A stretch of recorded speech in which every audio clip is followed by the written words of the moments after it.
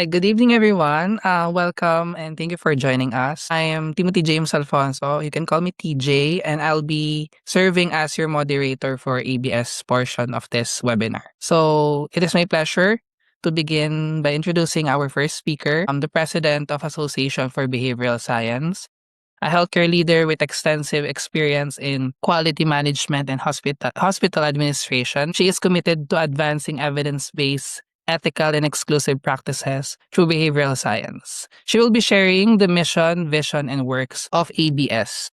Please welcome President Marilu C. Perico.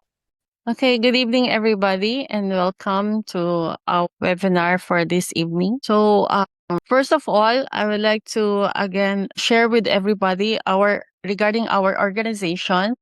It is dedicated to bridging the gap in the service delivery by providing standardized steps for accreditation and certification processes through ongoing training and collaborative consultation with other professionals. Therefore, regardless of background, everyone deserves access to opportunities for personal and professional growth. We are proud to be known as a reliable collaborator committed to working with organizations, institutions, and government agencies to transform challenges into opportunities through evidence-based practices towards an inclusive nation. So our approach is based on cultural understanding and humility, or humane, which is do unto others as you would have them to do unto you, which is integrity, competence, respect, dignity, and trauma-informed care. So with that, our vision is at ABS, we are committed to improving service delivery for marginalized populations, families, practitioners, organizations, and other stakeholders. We create innovative, ethical, responsive, and evidence-based practices grounded in ongoing analysis, collaborations, and data-driven decisions. For that, our mission is also to lead nonprofit organizations specializing in evidence-based practice and collaboration to create sustainable programs for inclusion. And our mission is accelerating sustainable inclusion program implementations through behavioral science, focusing on CARE or CARE, which is creativity, advocacy, research, and education. With this, we are looking forward to be with Silong in this mission. So thank you so much for attending this webinar. Thank you so much, President Marilu. Next speaker is the treasurer of the Association for Behavioral Science, licensed professional teacher, CLM program instructor, advocate for inclusive education. She will share the 5 key priority area that ABS is working to address through behavioral science. Please welcome Teacher Danny Medina. So, good evening, everybody. Again, I am Teacher Danny. I am a licensed professional teacher, and I have been with BDS and ABS for a while now. So, the 5 topics that I would be presenting to you is carefully studied and chosen out by me and the team. So, 5 things ABS wants to talk about more. Things first is beyond awareness, neurodiversity, addressing the neurodiversity inclusion crisis in schools, workplaces, and communities. So, here in ABS, we believe that we need to talk more about neurodiversity because awareness alone does not always translate into meaningful inclusion. So, especially in schools, syempre as a teacher, workplaces, and communities, neurodivergent individuals may still experience barriers such as misunderstanding, stigma, exclusion, or environments that are not designed to accommodate different ways of learning, communicating, and functioning. This is mostly observed here in the Philippines. So, what we can offer in ABS, behavioral science can help move the conversation from simply recognizing differences towards understanding the behaviors, environmental factors, and systems that either support or hinder inclusion. This makes the topic highly relevant because true inclusion requires not only changing attitudes, not in the kids, not in anyone, but also changing the environments and practices surrounding people. And this is backed by science. So the next one would be, of course, the famous mental health crisis, PJ. The growing mental health crisis, number two, advancing behavioral science solutions for anxiety, burnout, and emotional resilience. So the increasing prevalence of anxiety, burnout, and emotional exhaustion makes mental health a pressing concern, not only for individuals, but also for schools, workplaces, families, and communities. So we see this in everyday situations, not just in real life, but also especially in the internet or online. So students struggling with academic pressure, employees experiencing chronic stress, and individuals finding it increasingly difficult to maintain healthy boundaries between work and personal life. So ABS, we think we can contribute by examining the behavioral and environmental factors that influence stress, coping, motivation, and emotional resilience rather than treating mental health as an issue or concern that exists only within the individual. Discussing this topic allows us to explore practical, evidence based ways of creating environments that promote healthier behaviors and, of course, well being. So, for the third one, breaking the cycle, transforming education through trauma informed behavioral science. Education does not happen in isolation. From a learner's experience, trauma can significantly influence how students behave, communicate, and respond to authority or their environment. And as a school, the problem is not within the child, but the background or the where this child came from. Let's sort from inside the house. So in real life classrooms, behaviors such as withdrawal, aggression, difficulty in concentration, or disengagement may sometimes be interpreted simply as discipline or just academic problems when they may reflect deeper experiences of stress or adversity. So I think ABS can help educators look beyond the behavior itself and examine what environmental conditions may be triggering or maintaining it while developing supportive and evidence-based responses. This topic is important because trauma informed education has the potential to shift schools from simply managing challenging behavior toward creating environments where students and even teachers feel safe enough to learn, participate, develop. So, sisimula kasi students eventually become employees in the future. For the fourth one, social skills. However, parents and caregivers may face significant challenges as well when supporting children with developmental or behavioral differences, especially when they lack access to appropriate guidance and evidence-based strategies. So what's the problem with that? Kasi madalas one size fits all ang take ng parents, especially here in the Philippines, where resources are a bit not so.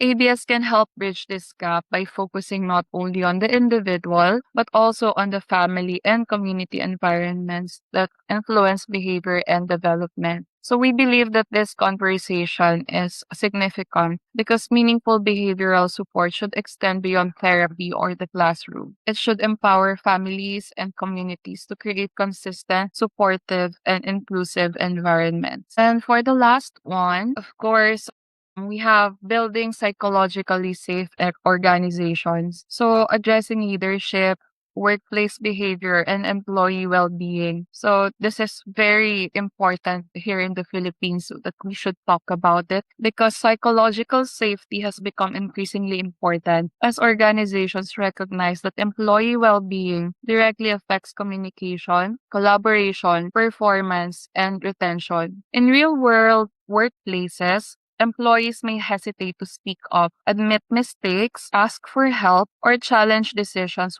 when they fear judgment, retaliation, or being perceived negatively by their leaders, wherein openness is mistaken for weakness. So, provides a valuable lens for understanding how leadership behaviors, organizational systems, reinforcement patterns, and workplace culture shape employee behavior. Discussing this topic can help organizations move beyond simply promoting wellness and instead examine how everyday workplace practices can create environments where people feel safe to contribute, learn, and perform at their best, since that would make everything more comfortable for everyone. So I think those are the five things that ABS Incorporation wants to talk about more. And with that, we are looking forward to this potential collaboration with Silong as this knowledge or things that we talked about would impart something to Silong and Space. So thank you, TJ. Thank you, everyone. Thank you, Teacher Danny. That concludes the Association for Behavioral Science portion for this webinar. At this time, I am pleased to turn the program over to Silong ND Space team as they share more about their organization and the important work they are doing for the neurodivergent community. The floor is now yours. Thank you. So, a quick introduction. So, Silong ND Space is a support group, a volunteer and peer mental health support group for adults of all genders. And we were founded in Davao City fairly new. That's February this year. And we are continually growing and partnering with a lot of nonprofit organizations as well as creatives to conduct art therapy workshops and all kind of wellness activities. We're also extending our efforts to Cebu and Sikihor, but most of our in-person events are locally led. So for our vision and mission, so this is a future where neurodiversity is normalized, mental health is understood without stigma, and everyone has access to belonging and support, especially here in the Philippines. And we envision communities where authentic connection, curiosity, and compassion empower people to thrive. So as for mission, to foster open conversations on mental health and neurodiversity by bringing together evidence of lived experience, philosophy, spirituality, and community. We hope to encourage or rather create spaces that encourage curiosity over judgment, meaningful connection, and informed pathways to support. And for the challenges that we'd like to tackle, we'll pass it over to Luis and Ashley and Kitten. Hi, my name is Luis. I'm an educator, a trainer, and I am very much neurodivergent. And I have some things about mental health that I really want to emphasize during this presentation. So one reasons why I decided to volunteer for Silo is because how aligned I am with the five major challenges that Silo wants to tackle. First one, of course, is mental health literacy, going beyond what people know about pop psychology, about self-diagnosis, about depending on social media for dopamine and happiness, just even focusing on therapy, but other aspects of how we can really develop someone's mental health and their literacy about that. One of the things we want to emphasize as well that we chose these major challenges or five major challenges because these are the lived experiences of our community. We saw what people were going through and we decided to focus. This is what we want to emphasize with Silo. Next one thing as well that we want to make sure that we develop is a peer support program design, making sure that the frameworks that we have for our gatherings is focused on having a peer support group, having facilitation, having discussion formats, and making sure that it's not just like a quote unquote casual hangout, but there is an aspect of productivity as well. So, and one thing as well, when it comes to different non-government organizations, is we depend on volunteers such as myself, such as other people in the group have volunteer sustainability. So making sure that volunteers have professional development part in their volunteering. We make sure that even the leadership gets development and we make sure that other than surviving on passion, we survive on sustainability as well. So thank you very much. Passing it over to Ashley and Kitten. Thank you. Thank you, Louise. And good evening to everyone. I'm Ashley, co-founder of the Autistic Titas podcast, and I'm going to be talking a little bit about the challenges of accessing assessments as a late diagnosed autistic Filipina. So I received my autism diagnosis in December of 2025. Looking back, the biggest barrier wasn't actually the cost or access to clinicians, even though those challenges were pretty significant. There already is a lack of developmental pediatricians in the Philippines who diagnose autism. So finding specialists who have experience in adult diagnosis is even harder. And once you do find one, you're usually put on a months-long wait list if you're lucky to even get a slot on the wait list. And based on my experience, an assessment can cost you upwards of 20,000 pesos. So these barriers are no joke. But again, based on my lived experience, the biggest barrier was not just those logistical or financial challenges. It was more the awareness and the recognition of the condition, or rather the lack of it. Many Filipinos, I had a very stereotypical image of what autism looked like. And before my diagnosis, I couldn't recognize myself in that picture or image of autism. Even when I eventually sought help, I was initially told that I probably wasn't autistic because I didn't find, or I didn't fit rather, the traditional presentation. So I had to do my own research on late diagnosed women. And it turns out, because women are socialized to mask and internalize our challenges to fit in, we rarely fit the classic diagnostic profile of autism. And so that experience made me realize that recognition comes before access to assessment. If people, especially women, don't recognize themselves in autism, they won't even think to seek an assessment. And that's actually one of the reasons why Kitin and I started Autistiquitas, to share our lived experiences as late identified autistic women in the hope that others might recognize themselves, feel less alone,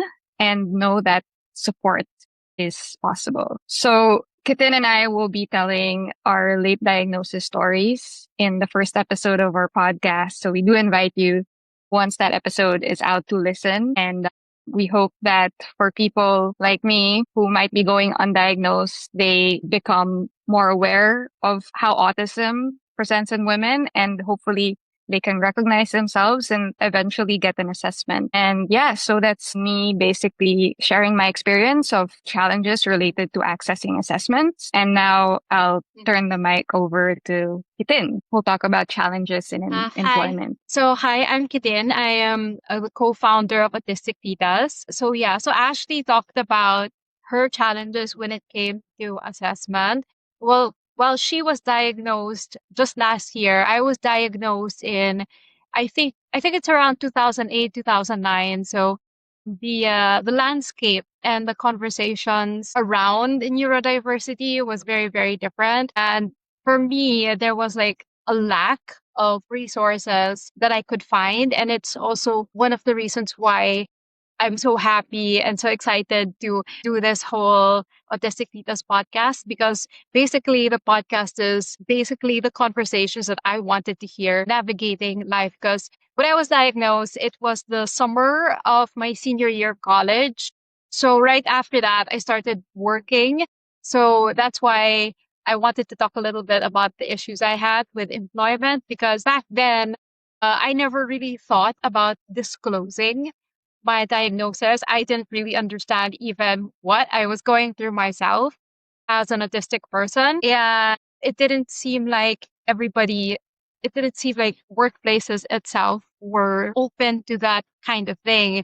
So I was left on my own to navigate working and employment basically as a neurotypical person when I'm actually a neurodivergent person. So there's a mismatch there, right? So I was just basically masking and just pretending, trying to fit in, trying to be normal the whole way through. I've been through, and because of that, I've been through different types of jobs, from being a drama teacher to working in the PR department of an insurance company. I think over the course of my career or my employment history, I've done like around probably 10 to 12 jobs. And it was really difficult. It was really difficult to try to, be a try to fit in socially.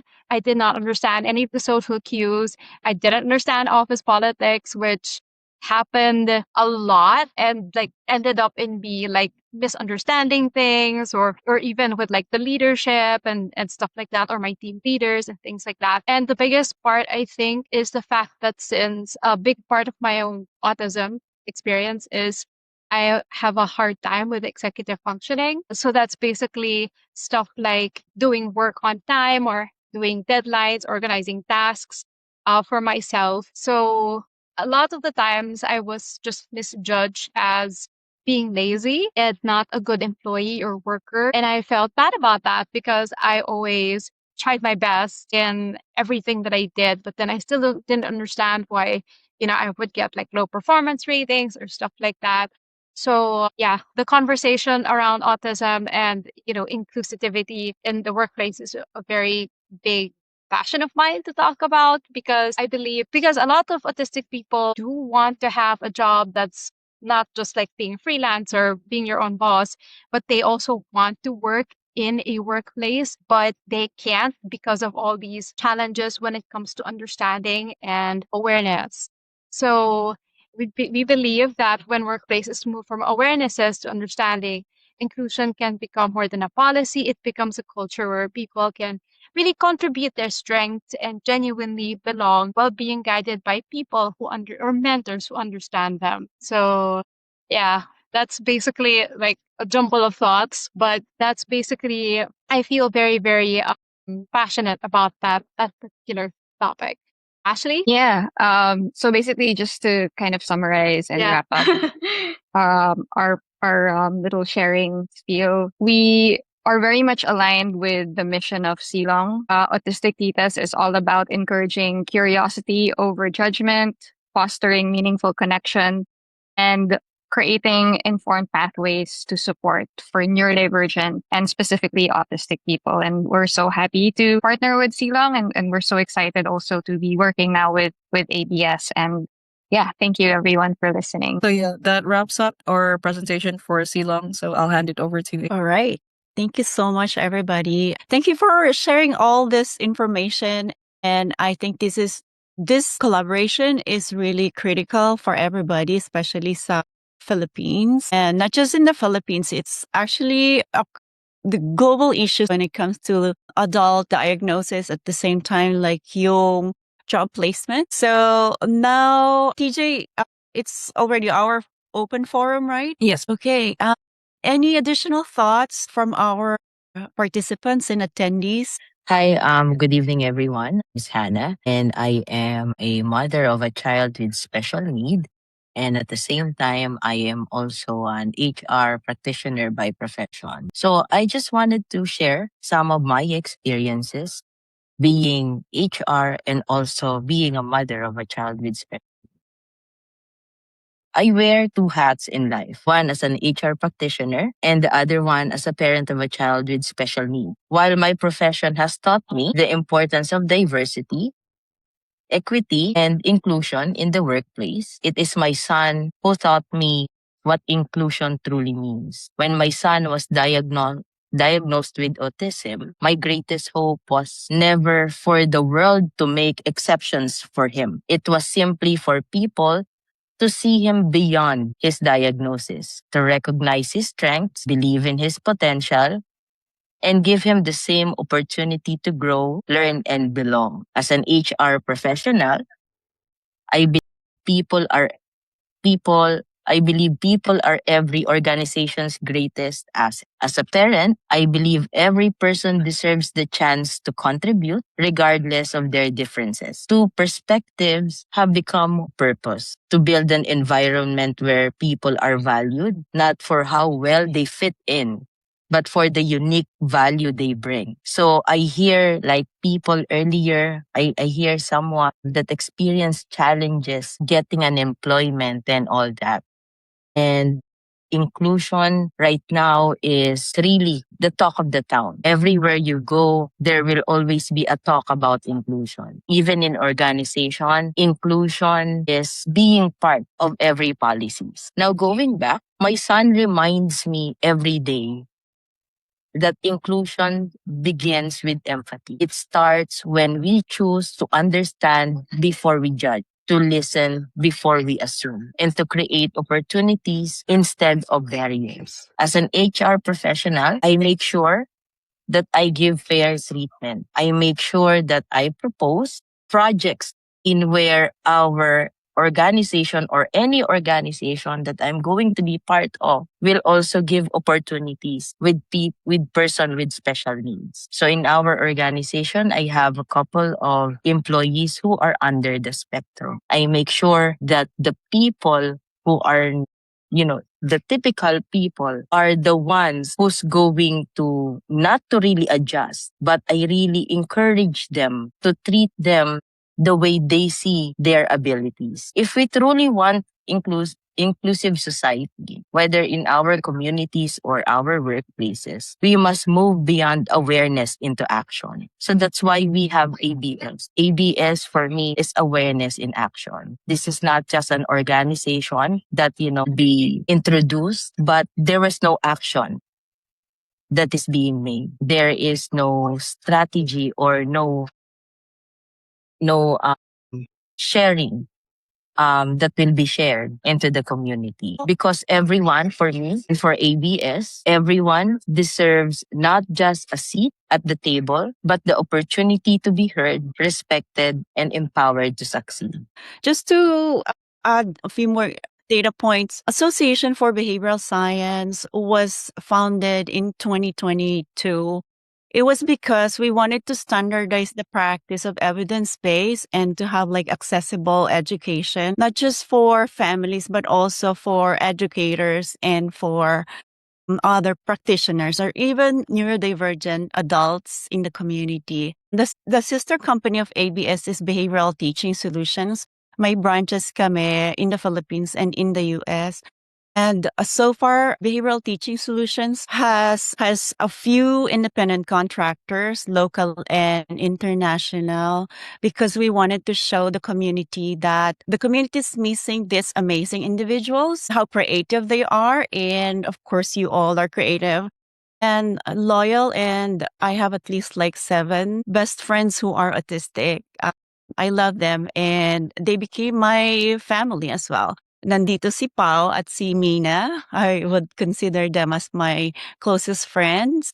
So that's what I wanted to share. So I think the conversation that we are doing, and especially the Bayanihan part of it, is really, really close to my heart and to the Association for Behavioral Science. So thank you for just being so willing to collaborate with all of us because I think the community has to see this and to hear this. Hello, good evening, everyone. I was invited here by Silong in this webinar. I'm Ray. I'm a psychologist, and I work with Unawa Circle, which has collabed with Silong ND Space. So, is it fine if I introduce Unawa Circle a little, and then maybe we can have a few ideas going? So, thank you po. So, Unawa Circle is a group of psychologists, neurodivergent adults, and basically members of the community who are sharing the same values with regards to providing community and learning support in regards to the experience of neurodivergence, mental health ideas and concerns. So we mostly deal with the social media side for now, pero we're looking into doing more collaborations po. So I was invited here in this ABS webinar to listen to these ideas and possibly maybe share some more ideas. And I think a lot of these challenges that were mentioned earlier, I think me as a professional and also as ano ba to? Yun, a member of Anawa Circle, I think we resonate a lot with these challenges then. We're very happy and interested to see all of these collaborations then po. And yeah, sorry, I just wanted to get into the space a bit kasi I was just listening the entire time. I was just curious about the idea about inclusivity because like there's a running issue of people thinking of inclusivity and just giving the same thing everyone has to to a neurodiverse person. So it's giving them opportunity, yes. The same opportunity that's given to a neurotypical. But I think when you give someone the opportunity, you have to make sure that they can thrive in that opportunity. So like with employment, yes, companies hire neurodivergent people, but they don't really last in that environment because the way they expect you to work does not match how you work. So I'm wondering because most of the proposed solutions is always that the individual trying to fit in the company's culture. But is it possible to actually create a structure and a workaround to make employment sustainable for neurodivergent individuals as well? Yeah, thank you for that, Nina. And thanks for raising that concern. That just justify the topics that we had earlier proposed as to why we need to talk more about these things. Because we need to make it sustainable. And the fact now we propose these topics means we wanted to address what Nina is trying to deliver tonight. So it's going to be exciting since mas matatakal natin and how to make it sustainable for the neurodiverse individuals in the future. So not just in schools again, but in workplace, for the employers, workplaces and the entire community. So thank you for strengthening the topics that was delivered by Silong and ABS tonight, Nina. Thank you. Additional to that, Mina, I have a few case studies here in Florida. So I'm currently in Florida, USA. And we have to consider like the resources of business owners at tsaka yung establishments. It's not easy. When Behavioral Teaching Solutions started hiring interns at the same time neurodivergent adults, I have to create job descriptions. You remember how we designed your own job description. And then based from my evaluation of the skills of particular neurodivergent adults, such as Pao, I hope it's okay to mention, I have to redesign it and I have to like make sure that I'm able to put proper steps. And I'm sharing this because there are different variables that we need to consider, although the word inclusivity can also be tricky sa perspective ng isang neurodivergent adult, sa perspective ng isang business owner, sa perspective ng stakeholders. And this is where I had struggled with when I am going around organizations and talking about how to employ neurodivergent adults. Because for them, some of them are not willing to extend the resources that they have because of the overhead expenses. So this conversation, like what teacher Danny said, is really important. And hopefully we will be able to create, a potential letter, potential programs wherein each one of us will be able to show to a small business. Just to add into like the case studies in the Philippines wherein it's possible. Not saying that it's not possible, but it's not easy from my own perspective. Then I'm going back to Sir Ray. Thank you so much for mentioning the assessment. We had a few years ago, ABS collaborated with some organizations in Cebu and Bohol, and we did the behavioral health evaluation for a pro bono. We helped at least 300 individuals. And hopefully with the collaboration of some of clinical psychologists as behavior analysts and some mental health practitioners, maybe we can create a customized evaluation that would support the diagnosis part, because that's what we do as certified, licensed, and board certified behavior analyst. Although it's international, we don't have yet in the Philippines, but another organization is working toward the certification. But the point here is it's not just the label, but it also like being assertive, as Ashley mentioned, that, like embracing the differences doesn't justify who you are.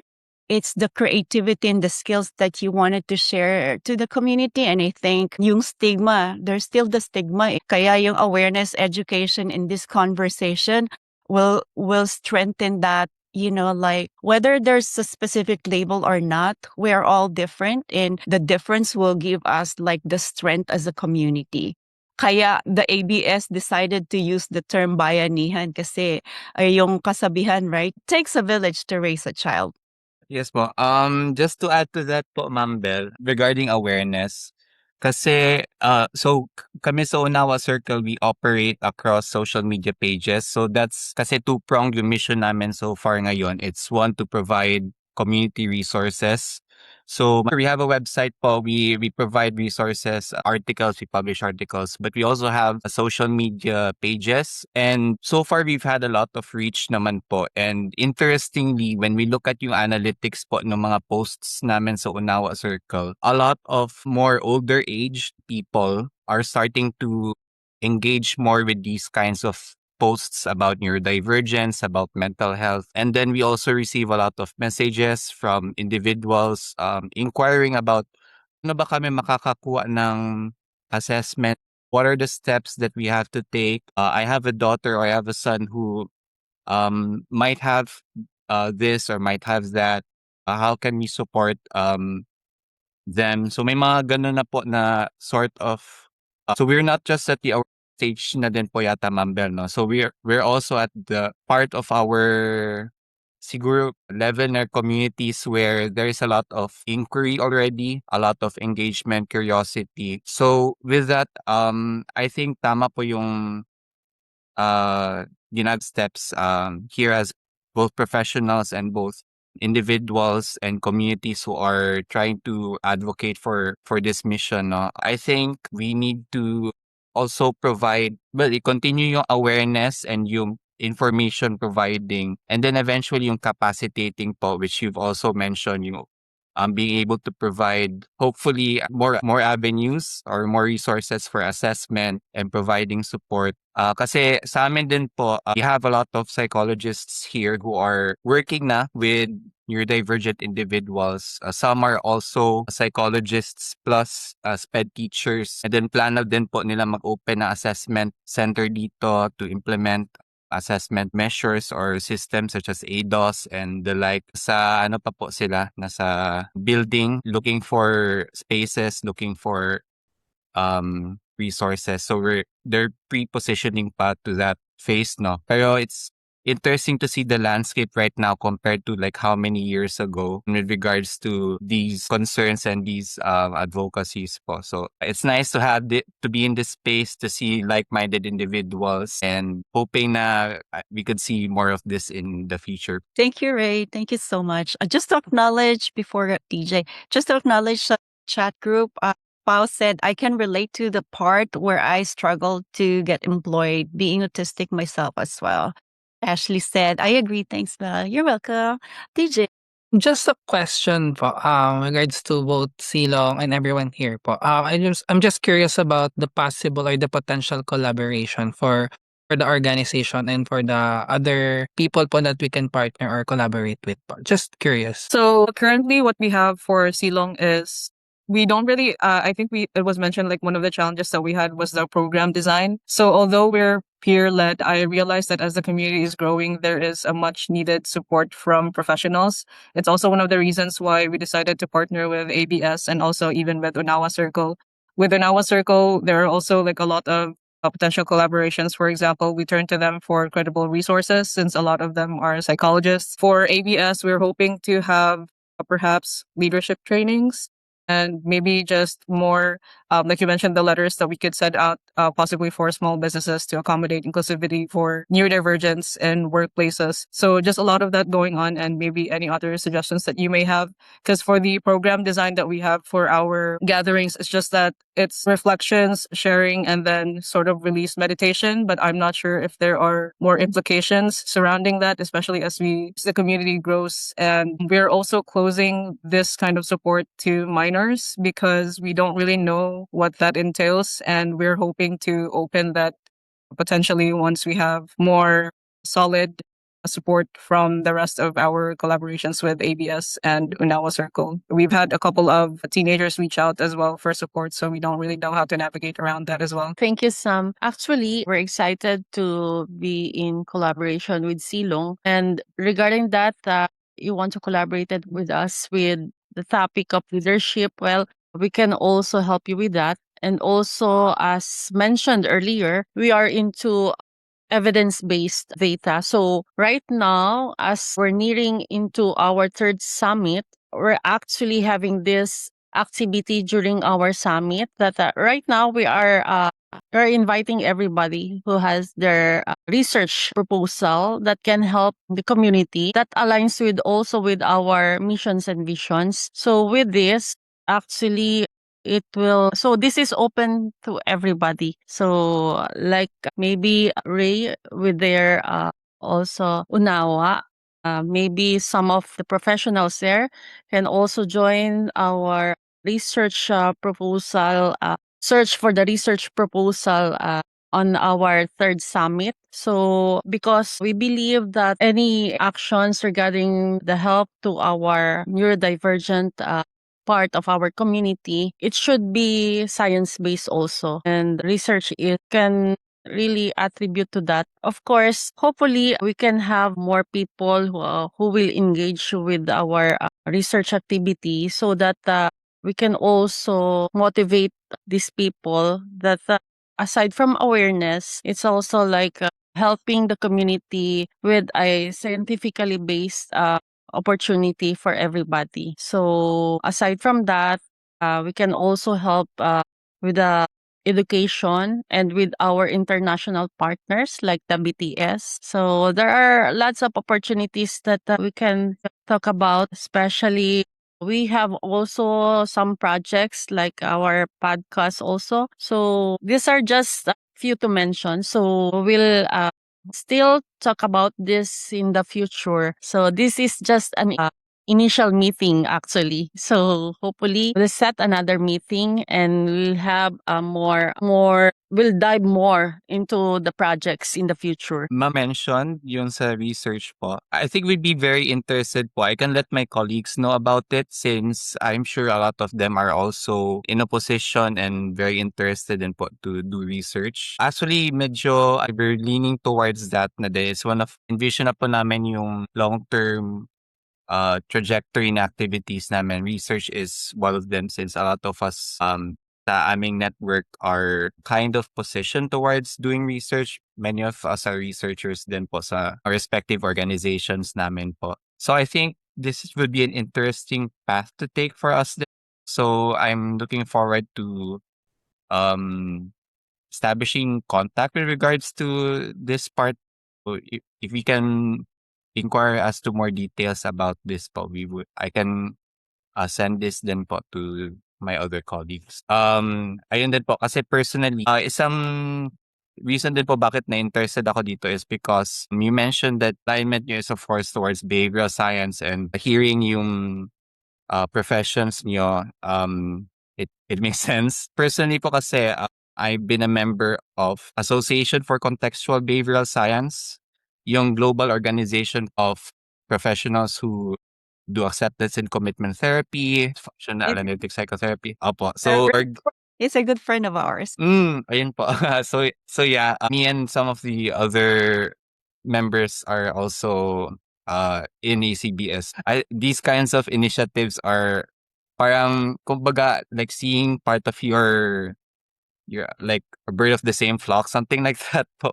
Yeah, these would be very interesting projects for us. Thank you so much, Ray. For everybody's information, we have our international research advisor. At the same time, just like what our ABS president mentioned, we took care of, I am the one who's in charge with regard to the international partnerships, and hopefully we'll be able to like collaborate more. So we have international collaborators.